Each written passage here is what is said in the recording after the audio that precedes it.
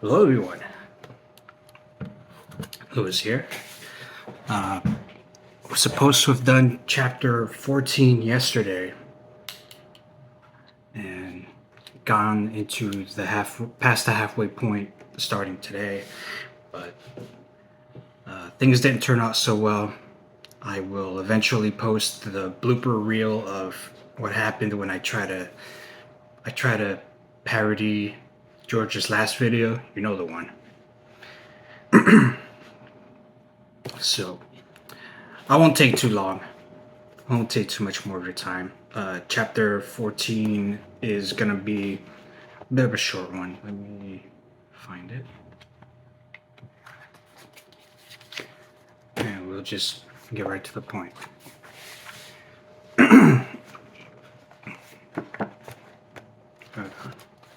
Let's not get to the point yet.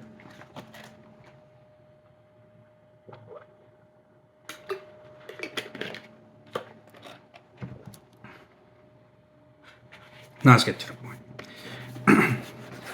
So out of the blue, Lisa contacted me and I told her about the latest crap Ryan did, and we couldn't agree more. We agreed full-heartedly about Ryan rotting in hell. Lisa appeared on one of our shows with her bleach blonde hair on one of the famous shows where she whipped me with a belt, live on camera. We tried to get Kevin as the victim, but Kevin didn't want to be beaten with a belt. He didn't find the humor, so I took it for the team. Lisa was working on voice lessons and began trying to sing, that she was trying to get a singing contract. She worked with a self-proclaimed life coach and singing coach, No Mega. No Mega worked with her. She began working on singing and an album. I didn't think she could sing, but I was being nice about it. She spent a lot of time with me, so I was trying to get her to ride Space Mountain and be able to feel the ride. Close, but no cigar. With all the marital issues she had, couldn't get her to give up the poon. Though I get a bronze award for getting her close to giving it up. New Year's Eve, her mother Rebecca went with me to New Year's Eve in place of Lisa. Though what I couldn't get from the daughter, I definitely got the mother with a lick and promise. Rebecca rode Space Mountain with a smile cheek to cheek. I hope she told her daughter what she was missing, though we will never know. Lisa and I continued our so-called sexless relations, and it all came to a drastic halt when she badmouthed me to my webmaster who created my website. She made some unflattering comments, but that's to be expected from a user, though. Again, what she didn't give up, her mother did. I think there was a song talking about this same scenario, but I digressed. Meanwhile, just when I thought Sue chapter was over, I get a phone call from, you guess it, Sue. She said, "How are you, honey?" I said, "Who is this?" And she laughed and said, "You don't know who this is? It is your main honey." I said, "I have no clue." She said, "It's Sue." I said, "Look, you have taken me to the cleaners and mind fuck with my mind long enough." She said, "I'm leaving him and I want you to come and get me." I said, "Look, I'm not falling for this shit." I said, "You're welcome to call me back, but now I have to go." She then said, "I'll call you back," but she said her mind was set to come back home with me. I told Kevin, and Kevin told me, "You are probably walking into a trap." Matt was the only one who encouraged me to go out there and see her one more time. My last disbursement was coming out of the inheritance, and my mission was to invest it in a coffee house or business. Putting it in IRA Roth was another solution, but I needed to put it away. So my financial advisor strongly urged me to put it away rather than invest. I didn't heed the warning of my financial advisor. The trademark revoked show went into another season looking for that female co-host. We met a few people and Kevin encouraged me to bring Rossi on the show, the one who introduced us 10 years ago. So Rossi came on our new season and performed some songs along with our friend Wendy Pace, who helped us tremendously. Well, I was trying to figure out where to invest the last of my inheritance.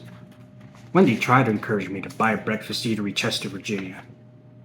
Everything seemed right, and even the price, and Wendy was willing to run it and encouraged me to hire her to run it.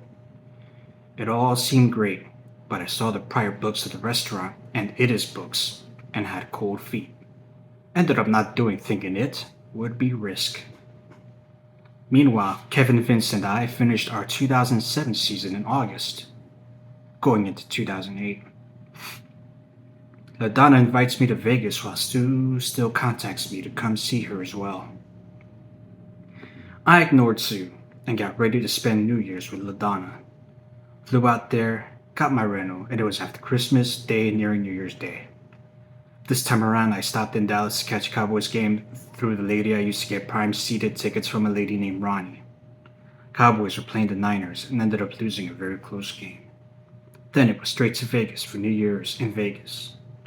The streets were crowded, and the strip seemed to be crowded hours before the ball dropped.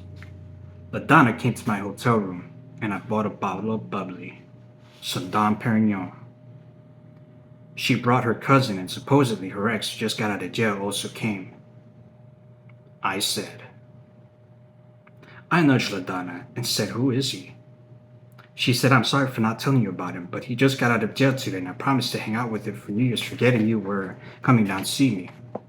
I said, "I hope we can all coexist." I said, "Yeah, just kind of thought it would be just you and I only." She said, "Everything will be fine." Then she told me about her cousin and said, "Why don't you get close to my cousin tonight? She has a lot of fun and can make your night." I said again I wanted to hang out with you, but yeah, I guess since you promised to hang out with him, why, you are kind of pushing me off in her direction. So the night progressed, staying at the Sahara Hotel, while we gathered in the crowd drinking at the bar. This friend of hers started getting into an argument with LaDonna while they head back to my room, leaving me and Paula, LaDonna's cousin, at the bar. After 15 minutes of no LaDonna and her friend, I told Paula, "Hang at the bar, I'm going to look and find out where they are." I went back to the room, and there they were arguing. While I walked in the room, I saw LaDonna and her friend arguing. I walked up and said, "What's going on here?"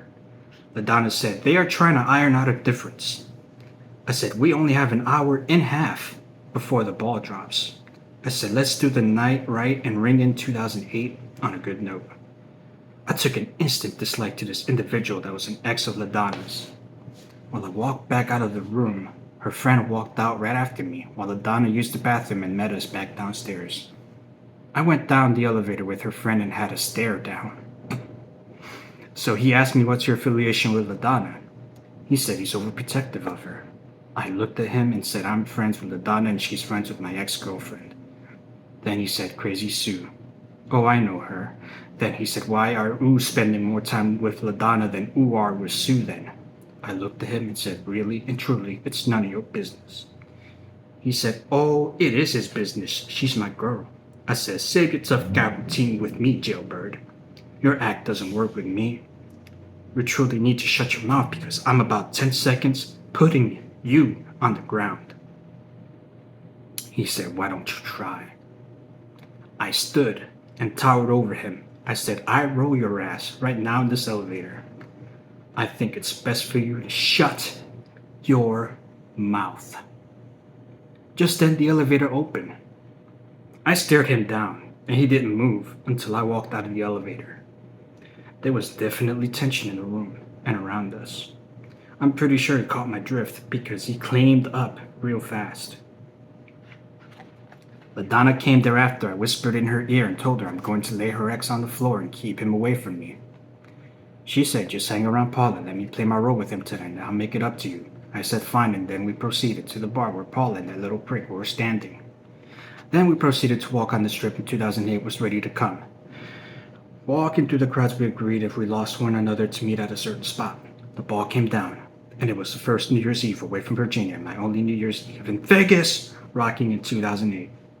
Paula and I got separated from LaDonna and her ex. That night proceeded hours later after Paula and I walked down the strip together. Just then, she got a phone call from that prick saying LaDonna got drunk and sick, and they were back in the room. So then me and Paula were rushing into getting back to the room to check on LaDonna.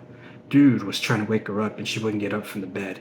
He kept yelling, "We need to get back home and wake up." Finally I said, "Let her sleep it off and I'll make sure she gets back home."